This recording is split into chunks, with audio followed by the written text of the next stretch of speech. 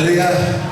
Passion about to get Chimama. Amen. Get Chimachi and my Susan and Passion. Hallelujah. Chimano, we have that to be here. You have to so just a check out again. Piash, yeah, you teach him a Haji, go to Rishike. Piash, Shima, yeah, Pama Dorishi. Piash, Shima, yeah, was motion, yeah, Numian, Piash, Salah,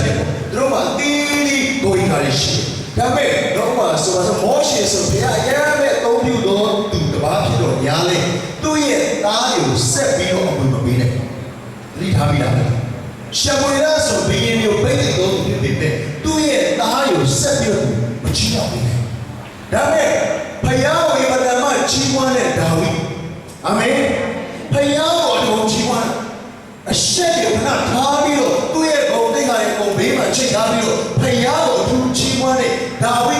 go to the Tema, Yusef, progression. Hallelujah. Hallelujah. So you make one meeting in Chiwan, Jamu, Chiwano to the Dama, Chiwano to the Yusef, Chiwano to the Lama, Chiwano to the Asiema, Chiwanda to the Anaga, Piashi, near Julius, Usama, Blojane, the Abba Chiwanda, Yahusha, Madama, to Pijo Kansara, Hallelujah. The Mabia Pijo Kansare, no, let your Piluya, let Yabele. They will get Piaji Kansara. They were through me that they got a Piaja water. They are the Piaja Piana. That they are moving behind shit, no? But on the Sundays, I wish you could have no. So the children push it. They got a Piaja water. They are the Piaja Piana. Piana also wants to make sure you get a water. They will need that water, makes me shield to have a shield around whatever. So a water now, I will give you a genetic Piana. He would want his first job, some months ago, through a good plan, and yet in the beginning, was killing that. The who already today. No, so they gave a Piaja, Piana, Amen. Hallelujah. Yes, now I want to see she was given to Piaja to wear, Kansara, Piaja, she is so young to wear, Kansare, yes, now I want to see Bazi, but I have done Yamalaya, Pia on the gym. Ida hope out to Kansaya, so that our Yash and Pavia, Jonari, Yash, Sagado, the Yarima, Chuloya, Vinyach, and Did, yet it's not too bad. Or he say, has no ear loves these scenes, or he know, Yatio Sego, Patio Semasa, Puros of Sesama, Rupura, Lisa, the Kuti, now Jomier, Rodrudi, the India, Sepamas, Jonathan, Papatus, and Yajo, the Yuan Namaka, to know, I guess we know the Pinango, Pinancho, Adila, Kamai, Nia, Marasama, Laja, Yame, or Lume, Yas, or Tati, Kansara, or the Kauchi. So you have a lot we have a circle, or Yame, Jimo, Silu Sharaki, Gave Kulu Chimo. Layabu, we are to two-way, who you take care of, two-way Kansari, Kulu, Dia, Pico Siamana, Taukan Siamana, or Chinia, Pita, Machine, this I know, Usamo, Yossi, today, when you hold a more of a deep, maybe Piaja, no, La Bio, the Hanaman, the level, they are just in a two-way, chasing the name, or get this match in the piano, or two-way Chimones, or Uza, Nama Virgin, Joe Power, again, all of Myanmar Community Christian Fellowship, Penang, Kibare, Joe Lady gave you to chair, the Nasha, Yedero, Nauchi Bede, who's a Jogani, where MCC Namine, the others who came leaving Namiba, Kiba. Now, membership in that into the Napoli say, I bet your home as Joya Power, Jesus to the other 10. Lumia, the Yas of the other passion about the Chima. Just about this. Now, so don't allow it. Now, we would go loud. Don't allow the winging of the Peterson. Lumia, the Poma winging of Jesus, don't allow it. Amen. The mother of Lumia moment in 2 years. Don't let them, but they need the idea of one time. Amen. So they gave it to moment of Yas of the year. Now, so don't allow it. Just about it. Now, so don't we don't know and look at what we are and look at it, go to reality. Prophet and hope your job. Never let you know, Richard. Oh, never even in job. Amen. So you have Yaya, who is in how to G, who is in G, ain't like who is doing, who live in, ain't like one of shepherd. Hallelujah. Just after we are dead. But you know, that you know, you are in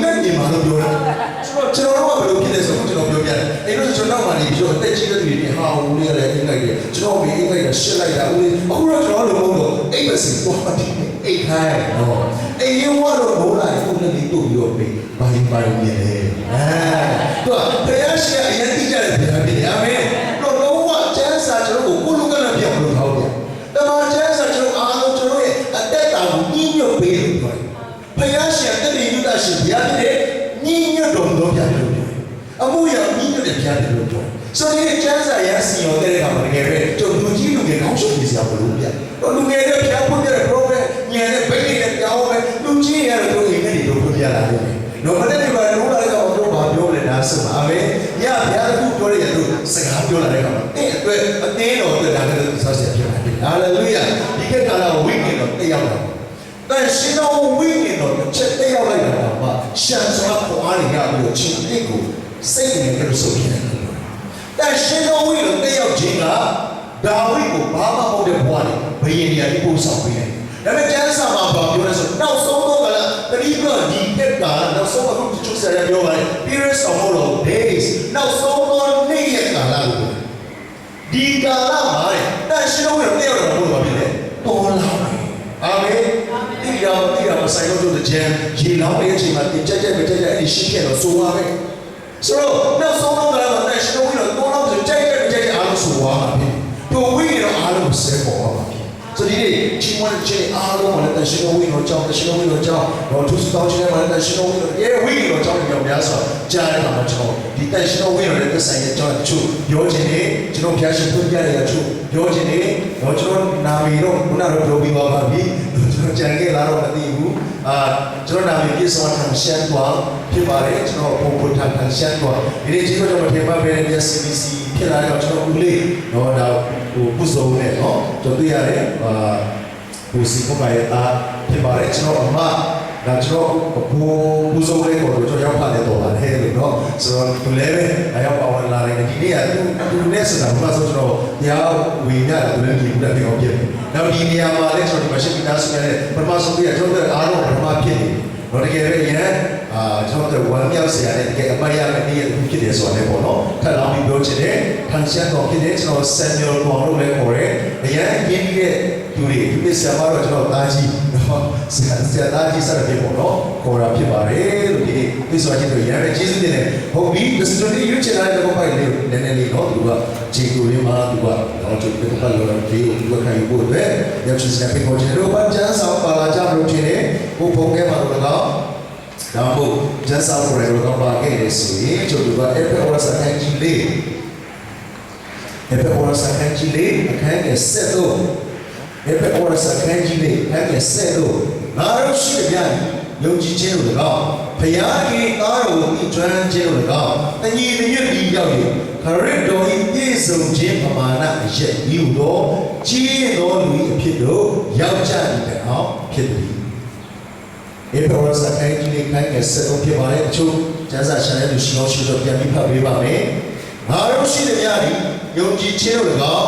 ဘုရားရဲ့သားတော်ကိုပြီးကျွမ်းခြင်းလို့တော့တညီတညွတ်ပြီးရောက်ရင်ခရစ်တော်၏ပြည့်စုံခြင်းပမာဏအရက်ဤဟုသောကြီးတော်လူအဖြစ်တို့ရောက်ကြတဲ့အောင်ဖြစ်သည်โอเคနောက်ကျမ်းပိုက်မှာကျွန်တော်တို့ရဲ့ကျမ်းပိုက်ကိုထပ်ပြီးတော့ဖတ်ချင်တယ်တော့ကျွန်တော်တမန်တော်ဝတ္ထုအခန်းကြီးနဲ့တော့ကျွန်တော်ခန်းငယ်ဆက်ကိုလည်းဖြစ်ပါတယ်တမန်တော်ဝတ္ထုအခန်းကြီးနဲ့ခန်းငယ်ဆက်ကိုလည်းဟောဖို့တော့အချက်ကနောက်ကာလ၌လူမျိုးတကာတို့ပေါ်လို့ဂိုင်းမိတော်ကိုငါပေါင်းလောင်းပြီးတေတို့ဤအာသမီတို့ပရောဖက်ညနဲ့ဟောပြောရကြလိမ့်မည်အသက်ငယ်သောသူတို့ဤဗျာဒိတ်ရှိပါရောတို့ကိုမြင်ရကြလိမ့်မည်အသက်ကြီးသောသူတို့ဤလည်းနမိတ်အိမ်မက်တို့ကိုမြင်မရကြလိမ့်မည်အာမင်ဒီလိုမှတော့ဘာသာရှိတဲ့ကောင်းချီးပေးပါစေဆိုဒီနေ့ကျွန်တော်ရှင်တော်ဝိညာဉ်တော်နဲ့တမန်ရောက်တည်တဲ့တန်တဲ့ပိုင်းနေငယ်ရှင်ဝိညာဉ်ချင်း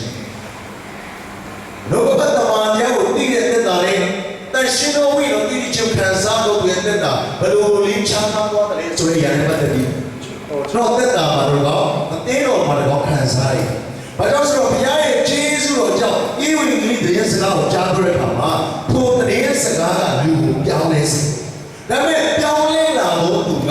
ခရစ်တော်ရဲ့ကြီးခြင်းပမာဏလို့ပြောပါတယ်ကျွန်တော်တို့ရဲ့ကြီးခြင်း majority ကဘယ်လိုပြောလဲဆိုတော့ measure of the fullness of Christ ခရစ်တော်ရဲ့ကြီးခြင်းပမာဏကို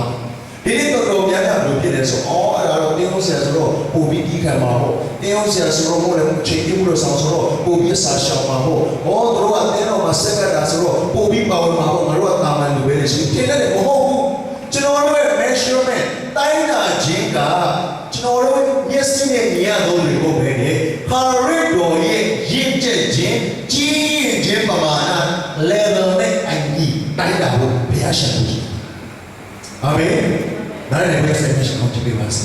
ဆိုတော့ဒီကျွန်တော်မျိုးမျိုးတိုင်းတာတဲ့ဟာကိုကတော့ပြီးတော့ praise worship မှာပါဝင်ဆက်သွယ်နေတဲ့ပုံလို့ကျွန်တော်တော့မဟုတ်ဘူးယုံကြည်သူတိုင်းဟာဟာရစ်တော်ရဲ့ကြီးရင်ခြင်းပမာဏကိုရှက်ဖို့ရှောင်ဒါဆိုအဲ့ဒီပမာဏကိုရောက်ဖို့အတွက်ဘယ်လိုလုပ်ဆောင်ကြမလဲပြဿနာပါပြီဆိုတော့တင်းတော်မှာတမန်ရောက်ကြတဲ့အခါမှာအသက်ရှင်ခြင်းကနေရာယူတယ်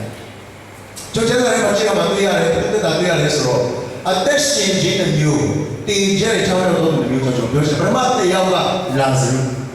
သူကဘယ်လိုလဲဆိုတော့မာရိမာသာတို့ရဲ့မောင်ဖြစ်မာရိမာသာရဲ့မောင်ခါရစ်တော်ကသူ့ကိုခေါ်တယ်လာဇရုကိုတော့ကျဆက်ကြည့်တဲ့အခါမှာလာဇရုကလေးရှိသူတင်ကြကိုလည်းမတင်ကြကိုလည်းမရှိလေးရှိခါရစ်တော်သူ့ကိုခေါ်တယ်လာဇရုထွက်လာခဲ့ဆိုတော့တင်ရလာဇရုပဲလက်ရှိလာရှင်လာပြီးတော့ထွက်လာတယ်ထွက်လာကျဆက်ရှိသူကဖန်ကြီးအောင်ရှင်ရောဘယ်27ကျဲမှာဒီမှာတော့ကျဂျပန်ရဲ့သူကတော့ဖတ်ချရတယ်နော်ပုံပြီးရှင်းသွားတယ်ဆိုတော့ဒီရှင်ရောဘယ်ဝင်အခန်းကြီး7အခန်းကြီး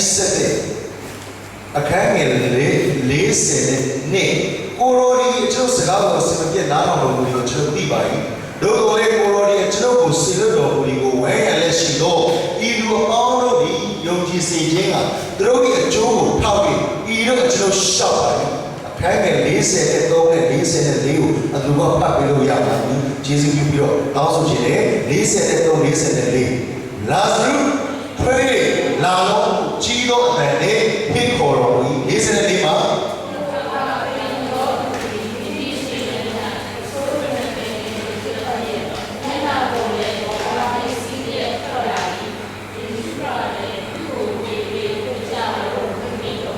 အာမင်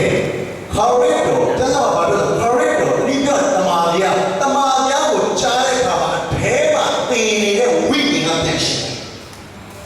တမာပြကိုကြားတဲ့အခါမှာအထဲမှာသင်နေတဲ့ဝိညာဉ်ကတည်းရှိတာတမာပြကြောင့်အသက်ရှင်ခြင်းတို့ရောက်တမာပြကြောင့်ယခုဘဝမှာတမလုံးအရေးအတွက်အာမခံချက်တို့ရတယ်သို့တော့အသက်ရှင်ခြင်းနဲ့ထားမြောက်လာတဲ့ထွက်လာတဲ့လာစုမှာပါလာတယ်ပစိုးနိုင်နေရှိပတ်ထားတဲ့မျက်နာရဲ့ပုံပေါ်ကိုစီးပြီးတော့သူအစင်မပြေစွာနဲ့ထွက်လာတယ်။အသက်ဆိုတဲ့တည်ရနေရတဲ့အသက်ရှင်တဲ့ဝိညာဉ်ကိုရသွားတယ်။သူ့လိုညာတဲ့သူ့မှာချီနှောင်ခြင်းရှိ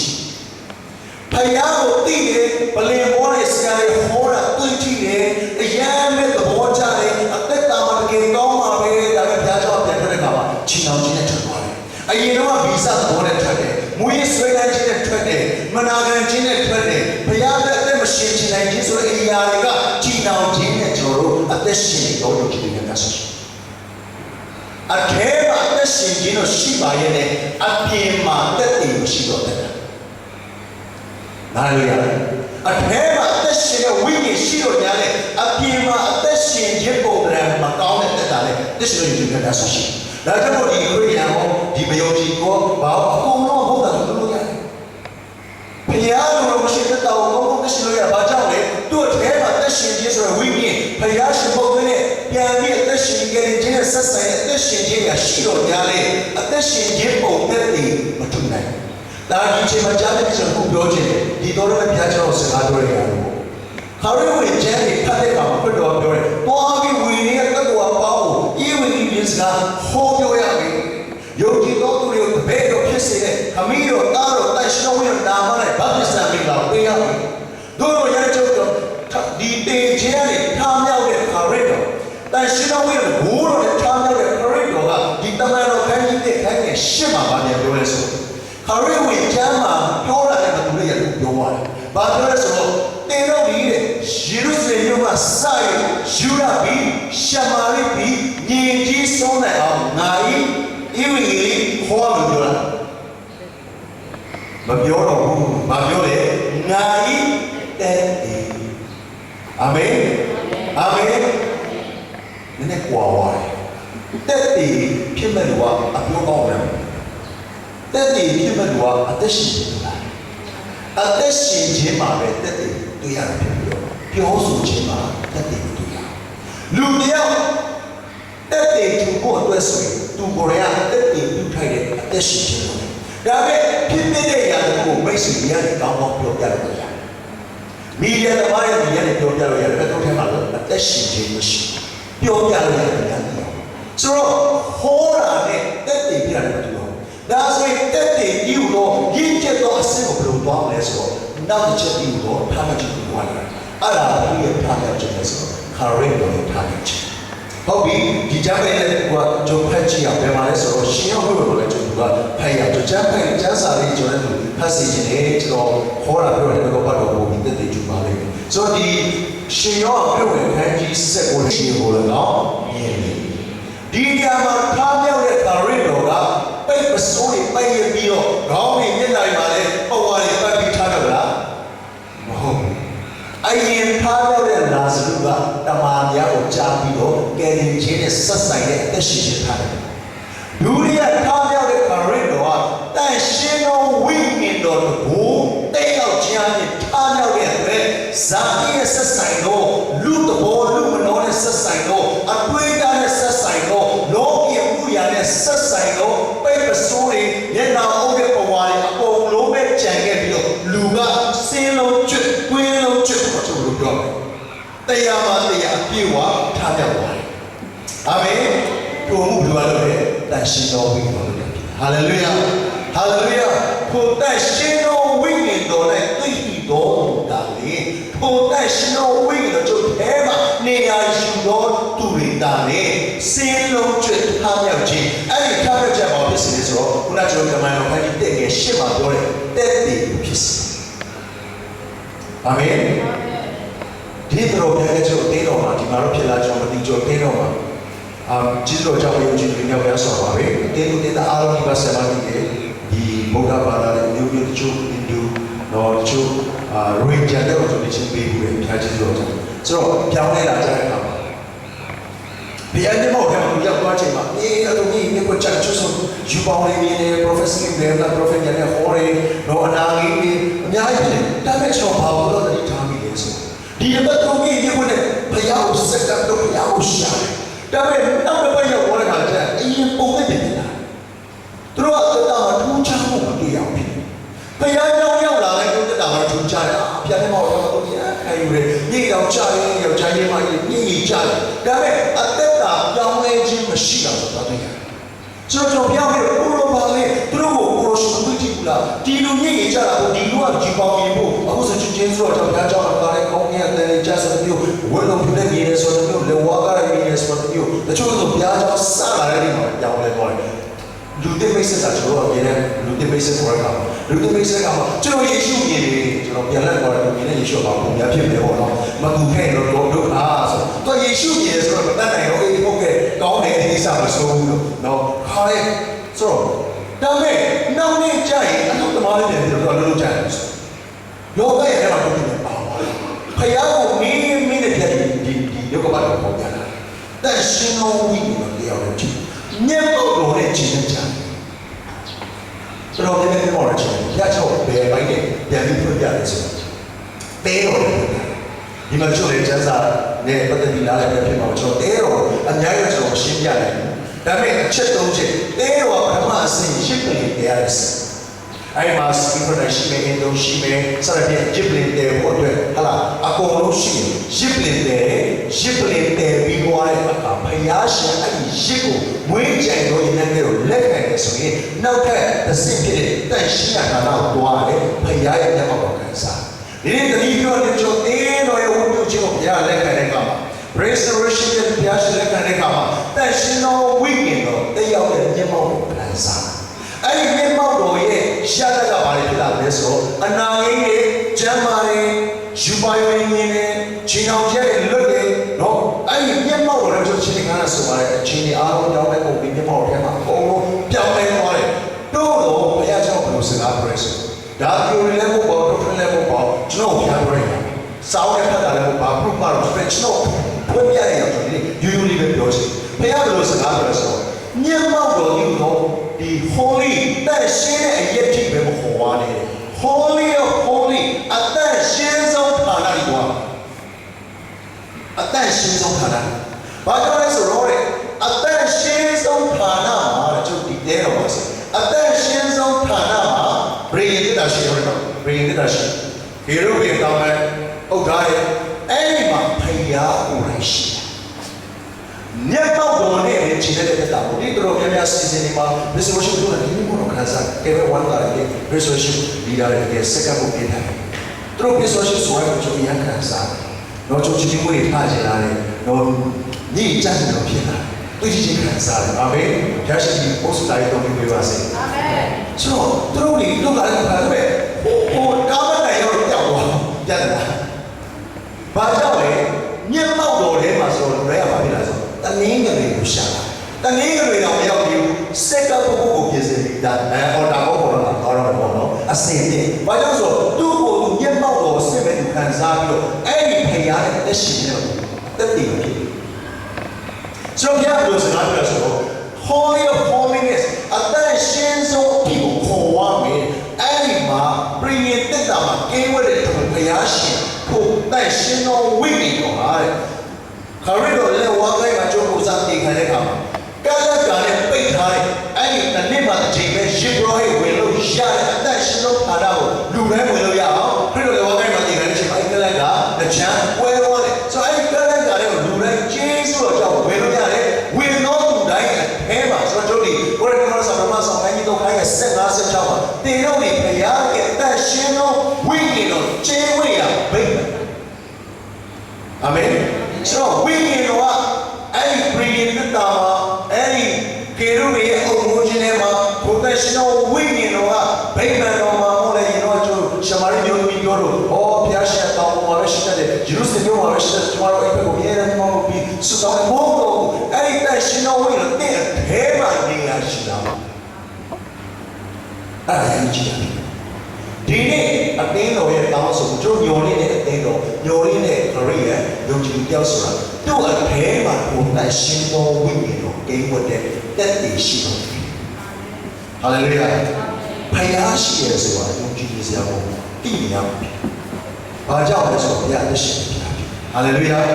ကျွန်တော်ဘာပြောလဲဆိုတော့ဖယားရှိရဆိုတော့မဆုံးဝိညာဉ်ဆိုတော့ယုံကြည်တယ်နေတော့လည်းမဆုံးဝိညာဉ်ဆိုယုံကြည်တယ်ဂျာကုပ်ကျမ်းတယ်ဆိုတော့ဘုရားရှင်ဆိုတော့ကျွန်တော်ဘယ်လိုပြဆိုခရိယာတွေတက်တာမှာယုံကြည်ချက်ရမ်းလို့မှလားဘာကြောင့်ဆိုတော့တက်တာမှာဘုရားရှိရဆိုရရှင်းလေးနဲ့တက်တယ်မရှိတော့ယုံကြည်ခြင်းလိုလာတယ်စတောင်းခံချက်တော်များများပါလဲဆိုတော့ဆရာတော်ယုံကြည်ခြင်းရမ်းကြတယ်ယုံကြည်ခြင်းကကြားလို့လို့မျိုးကျမ်းစာမှာပြောတာဘုရားစီလာဂျေဇုပြုပြီးအဲ့ဘုရားစီကိုထပ်ပြီးတော့ယုံလဲမထည့်ပါနဲ့အာမင်တိတ်ထားဟာလေလုယာဆိုတော့နော်ဘုရားရှင်ကိုယုံကြည်ရဖို့တော့ဘုရားရဲ့ချုပ်ရှိရဆိုကျွန်တော်ဝတ်ပြုတ်ဝတ်နေတဲ့အချိန်မှာဘုရားတော်ကောင်းရဲ့ချီးကျင့်တဲ့နေမှာမဟုတ်ဘူးဘုရားရှိရဆိုတော့ခံစားရရတာရှိတယ်လေစီးတဲ့အချိန်မှာဒါမှမဟုတ်ကျွန်တော်တခါလေကျွန်တော် immigration တွေဖြစ်နေတဲ့အချိန်မှာတခါလေကျွန်တော်စကားရိုက်မောင်းတယ်တော့ကားမောင်းနေတဲ့အချိန်မှာဘုမဆိုမလေးရှားမှာဆို block တွေပါတွေ့တယ်ကျွန်တော်တင်းတော်မှာလည်းကိုသမားတွေရှိတယ်ကိုတော့ရှိလားရှိတယ်ရှိဖြစ်တယ်ဘာတကယ်နမိတ်ကဖြစ်အာမင်ဆိုတော့ကျွန်တော်သားဆိုရအားလုံးကသူ့ဆိုပါကပ်မှာမတော့ဘူးတော့ကျွန်တော် passport တွေပါပြန်ရတော့ကျွန်တော်လုပ်ခိုင်းတယ်လောလောဆယ်အထိကိုကျွန်တော် leadership ထဲမှာ10ယောက်ဒီပါဘာကပ်မှာမရှိဘူးတို့မှထုတ်ပြရရှိပုံလေးရှိတယ်အဲ့ဒါတို့ရအစီအစဉ်ဆိုတော့လည်းသွားနေတယ်ဒါပေမဲ့ဖယားရှိတဲ့တက်တည်ရှိတဲ့အခါမှာကျွန်တော်တို့ကစမ်းမသိပါလိမ့်မယ်ကျွန်တော်ရဲ့ ministry ရဲ့ချိန်မှာစတော့ည9:00နာရီလောက်စဆိုတော့မြန်မာတွေထုံးစံတိုင်းအစီအစဉ်မစခင်ရင်စားတယ်ပေါ့နော်မစခင်ရင်စားတယ်ဆိုတော့10 နာရီပြီးတော့7 နာရီပြီးကျွန်တော်စကားပြောတော့ကျွန်တော်ပြန်တဲ့ချိန်မှာလည်း2 နာရီ3 နာရီအဲ့ဒီချိန်ကရဲတွေကဘလော့တွေနေရှိနေချင်ရှိပြီးတော့ဖမ်းတော့ဖမ်းနေတော့ပတ်စံပေးရလို့ချင်ဒါနဲ့ကျွန်တော်ဒီအခြေအနေကိုအများကြီးဖြတ်တန်းနေဒါတော့ဖျားရှိရဆိုတဲ့တည်ကြောင်းတခါပြီးတော့ဒီရဲ့လွယ်ရတဲ့ဖျားရှိတယ်ဒီနေ့ဒီဖျားရှိဆိုကျွန်တော်ဝါကဖြစ်ဟာလေလုယာဆိုတော့ပုံဝိညာဉ်တော်ကျွန်တော်ထဲမှာဂိမ်းဝင်တဲ့အခါမှာပထမထားရတဲ့လာစုမှာတော့ချင်းအောင်ကြည့်နေရတယ်နော်ယုံကြည်တဲ့ခရိယာပဲဘုရားကြောင့်တဲ့ပုံပြည့်ချင်းအောင်လောကရဲ့တနည်းကိုလေးကိုဘုရားကြောင့်တော့ကောင်းတယ် ဆရာပါနာတော့ဘဝဖြစ်လို့အစီအစဉ်ရပါယုံကြည်ပြဖြစ်တယ်ဆယ်ဘုတ်ပေးဖို့အကျဉ်းတစီနေတိုက်ဆိုင်မှုရှိဖို့လို့တော့ယုံကြည်ပြောပဲဘုရားကပါဝင်ရမယ်တဲ့ချုပ်ရတဲ့စီနေဘုရားကပါဝင်ဆိုအုံးတော့ပါတော့တော့အတင်းတော့တော့ပဲရှိတော့ရောက်ပြီပြောပါဘူးတို့တင်းတော့ပါလို့ပြောလို့ဟာမလို့တင်းတော့ပါလို့ပြောရတယ်ဘုရားလည်းပေးတော့မစတာသိကြတယ်ဘယ်လိုပေးလဲဆိုတော့စီဝဲလေးဝိုင်းလိုက်တယ်လက်ထဲမှာလူချင်းတဲ့အားလုံးကြိုက်ထားပြီးတော့ဘာလို့လုပ်လဲဆိုကောင်းကင်အဲ့ဒီလိုပြစ်လိုက်ကိုလိုစီဝဲနဲ့ကြတာကိုလိုယူစီဝဲကြီးကြတာဆိုတော့ဘုံတော့သုံးလာတာယူကြည့်တယ်ကကျွန်တော်ကလည်းမရှိတယ်ဆယ်ခုတော့တော့၄ခုတော့ဖတ်ခွဲလိုက်တာအဲ့ဒါတော့ရှုပ်နောက်ပြောကြတော့ငါလို့ငါလည်းစီဝဲနဲ့သားတာပဲပြီးတော့ငါဘာလို့လဲဆိုကောင်းရုံကအမှုတွေအကုန်လုံးတော့ပြစ်လိုက်ပြီးပြောတယ်စီဝဲနဲ့ကြတာကျွန်တော်ယူပဲစီဝဲကြီးကြတော့လို့ရှိတယ်နောက်ဆုံးပြောတယ်လုံးရောစဉ်းစားတတ်တယ်စဉ်းစားတတ်တယ်လည်းတော့တိတ်မစဉ်းစားတတ်ဘူးပဲငါဘယ်လိုစီဝဲတော့မသားတော့ငါဖရားတဲ့ဆိုရှင်းရှင်းလင်းလင်းပဲလူချင်းတွေအားလုံးထဲမှာကြိုင်ပြီးတော့ကောင်းရုံကြည့်ရပြောလိုက်ကိုတော့ကောင်းကင်မှာရှိတဲ့ကိုတော်ယူအောက်ကျတာကျွန်တော်ယူမယ်ဆိုကောင်းကင်ပြောလိုက်ဆိုတော့ကောင်းကင်မှာရှိတဲ့ကိုတော်ယူအောက်ကျတာပြန်ပြောတော့ဆိုတော့ဖရားအတွက်ပါဝင်ဖို့တော့မြင်လာတနည်းတွေပါဝင်ဖို့တော့မြင်လာအိမ်မှာဟိုးဆက်လာလို့တော့မြင်လာဖရားအတွက်ဥပုသ်ဆောင်ဖို့နိုင်လုံးနိုင်ရလာဟိုစာရှောက်ဆောင်လုပ်ဖို့မြင်လာဘာကြောင့်လဲတမန်တရားကြားတယ်ကယ်တင်ခြင်းနဲ့ဆက်ဆိုင်တဲ့သက်ရှင်ခြင်းအထဲမှာရှိတယ်တော့ချီနှောင်ခြင်းညာဒုတိယအသက်ရှင်သောဝိညာဉ်တော်ကျုပ်အထဲမှာတည်ရောက်တဲ့အခါမှာဘာရလိုက်ပြန်လဲဆိုတော့နံပါတ်1ပရိယေတ္တာထဲမှာအာရုံရဲ့လက်ဘာဖြစ်လဲဘာနာပွင့်အာရုံရဲ့တောင်းဝိဖို့တောင်းဝိဖြစ်ဖို့တဲ့ဆိုတဲ့တောင်းဝိတော့ရောက်တယ်အရာ6တွေ့နေတဲ့တောင်ဝေးဟာဘာရန်ပွင့်ပွင့်ဖို့တဲ့ရှင်တော်ဝိညာဉ်တော်ကျုပ်ထဲမှာရှိလာတဲ့အခါမှာ6တွေ့နေတော့တက်တာပြန်လေလမ်းဆန်းအာမင်ဘုရားတို့ကြည့်လို့ရပါဟာလေလုယာဟာလေလုယာဒါဆိုချီးမွမ်းဖို့ဖြစ်ပါလားအာမင်ဖို့တဲ့ရှင်တော်ဝိညာဉ်တော်ကျုပ်ထဲမှာနေရာယူလာတဲ့အခါမှာ6တွေ့တော့တောင်ဝေးကပြန်ပြီးတော့ဘာရန်ပွင့်ကိုပွင့်တကယ်လို့ညော်လင်းချက်မဲ့နေတဲ့ထောင်ရေးစီမံပြီးဖို့လည်းပြန်ပြီးတော့တဲ့မှတ်တာညော်ရင်းချက်နဲ့သုံးစားလို့ပြောတဲ့ဒီအုံနောက်တွေကပြန်ပြီးသုံးလို့ရတာဘယ်လိုမှပြန်မရနိုင်တော့ဘူးထင်တဲ့ဘဝတွေကကိုရှိကိုပြန်ရောက်တာဘယ်လိုမှပြန်ပေါ်လို့မရတော့ဘူးလို့ထင်တဲ့စီးပွားရေးတွေကပြန်ပြီးတော့ထူမှတ်လာအဲ့ဒီရောက်လို့လေဘုရားရှိခိုးတယ်အာမင်ဒုတိယအချက်အဲ့ဒီဘုရားတရားတော်မှာရှိလို့ဆိုတော့sorryဘယ်နဲ့တက်တာတော့အဲ့ဒီမှာရှိဆိုပြီးရတော့ကြောက်ရနတ်ပြပြီးရတော့10ပါးရေးတာဟဲ့လူငယ်လေးလိမ္မာရမယ်ဘာရမဆိုရအောင်တို့ပြီးတိုင်းမှာချောတာလို့တို့နေချင်လို့ဒီပဲစီတို့ဘာလို့မပြခိုင်းတော့ဘာမှအားလုံးလုပ်တယ်ကိုလိုကိုစားတယ်ကိုစားတယ်ကိုဒီလိုနေရတယ်ဒါပေမဲ့တို့ကိုဘာနဲ့မိတ်ဆက်ပေးတယ်ဆိုတော့တို့တန်ရှင်းအောင်လုပ်ပေးစတယ်တို့တန်ရှင်းအောင်လုပ်ထဲမှာနေရတဲ့အခါမှာကျွန်တော်ဆုံးမဆရာကိုတော့ပဲပုံသက်ရှင်းအောင်လုပ်ထဲမှာနေရတယ်လေပြီးရတော့10ပါးရဲ့ဒီဖြစ်တဲ့အသက်ရှင်ပြီးတဲ့ပြောင်းနေတာအာမင်အာမင်ဆုံးမဆရာကိုတော့အထဲကပြီးရတော့တွေကတက်ဝင်လာပြီးတော့ကျင့်ကြံမှုရဲ့ရတဲ့ပုံပဲပုံသက်ရှင်းအောင်ဝိညာဉ်တော်ရဲ့ပြီးရဖွင့်ဖြစ်တဲ့ပြီးရတော့ရဲ့ဆက်ဆိုင်ရဲ့အသက်ရှင်ခြင်းတရံပြောင်းလဲခြင်းကတို့ထဲမှာနေရာယူပြီးတော့သူတို့အားဖြင့်သူရဲ့လူငယ်တွေကြားထဲမှာပြန်ပြီးတော့တက်တည်ဖြစ်လာဟာလေလုယာနောက်ဆုံးတစ်ချက်ပါလဲဆိုအဲ့ဒီပြည်ငယ်တက်တာထဲမှာမာနဘောတော်မရှိကျွန်တော်တို့ကြည့်ပါလေဣတိလလူတွေကနေတိုင်းဖျက်ရှောင်းရဲ့မာနဘောချပြီးအဲ့ဒီမာနဘောကိုဒီနေ့စာတောင်းနေတယ်ဝါလို့ပြနောက်နေ့ထိုင်အဲ့မာနဘောပုတ်ဆက်ပြီးတော့ကောင်းတယ်တို့တော့ဖျားရှင်ကပြည်ငယ်တက်တာထဲမှာထားမဲ့မာနဘောတော်မဲကိုတော့လုံးဝပုတ်ဆက်အောင်ရှိတယ်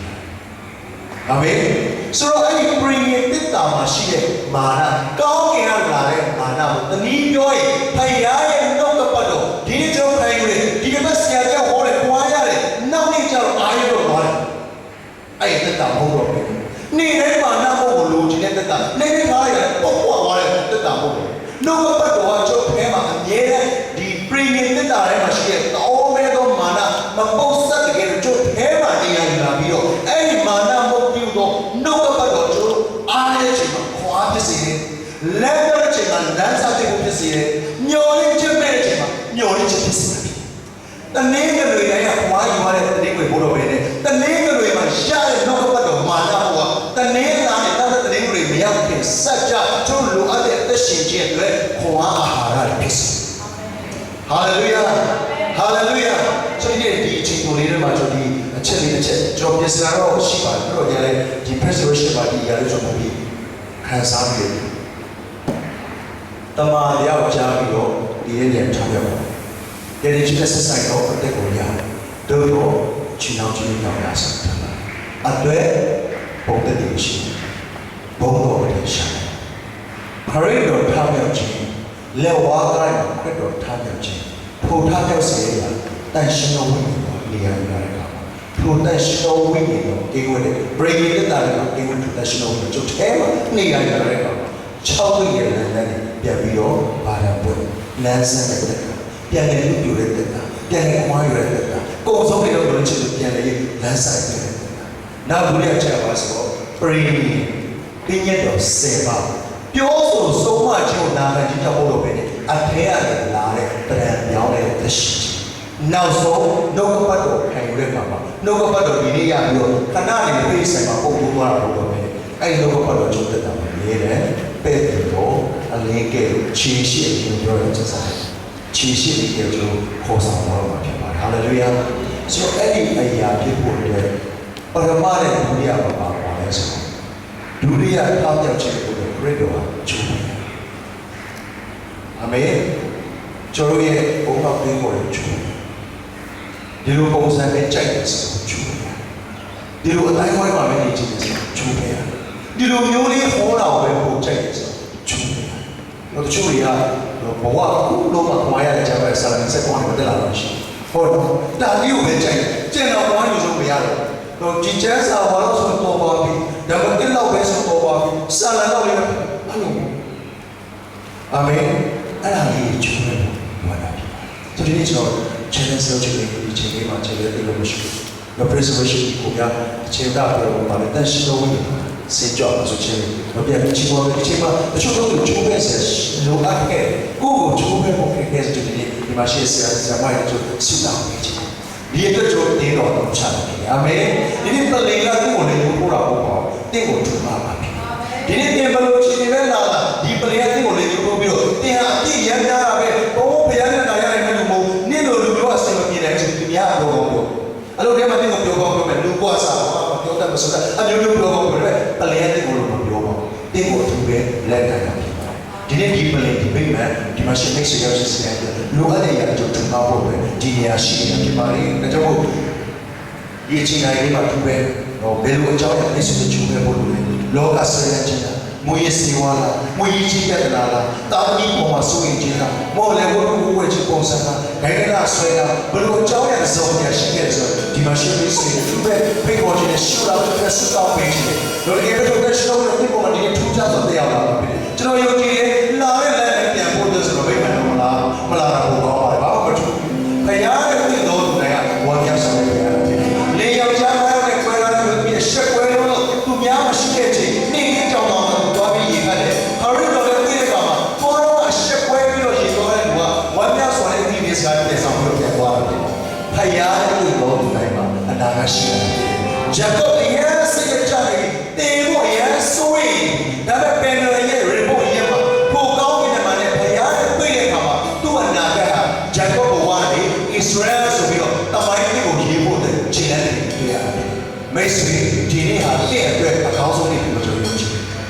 အာမင်အာမင်ဆက်ပြီးတော့မကြောက်ရတဲ့ຢာတွေရှိတဲ့ຢာတွေထပ်ချိုးခဲ့ပါဘာလဲတချို့အားနာတွေကြောက်တယ်ဘာလို့ညဖြစ်ပေါ်ခဲ့တော့အဲ့ဒါကြီးကိုချိုးရတယ်ဘုရားရဲ့စိတ်ကိုမှတ်သားပြီးတော့ဒီအဲ့ဒါကြီးအားချိုးခဲ့ဖို့လိုပါခရစ်တော်ကသူ့ရဲ့အသက်တာခန္ဓာကိုချိုးခဲ့တယ်တဘောရဆက်ဆက်ကိုဝိညာဉ်ကိုပြောလာတယ်ဒီမရှိမိသားစုတွေဒီမရှိပေါ်ပါတယ်အကုန်လုံးတော့ကျွန်တော်ထင်ပါဒါပေမဲ့ဆုံးရောက်ရှိခဲ့တယ်ဆိုလာဒီမှာစတောင်းပေးခြင်း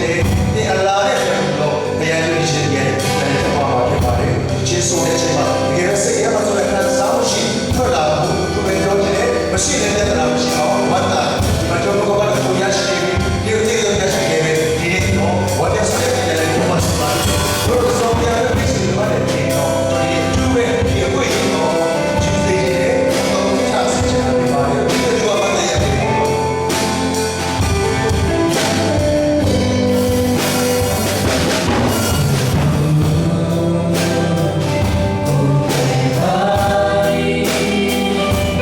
Say hello.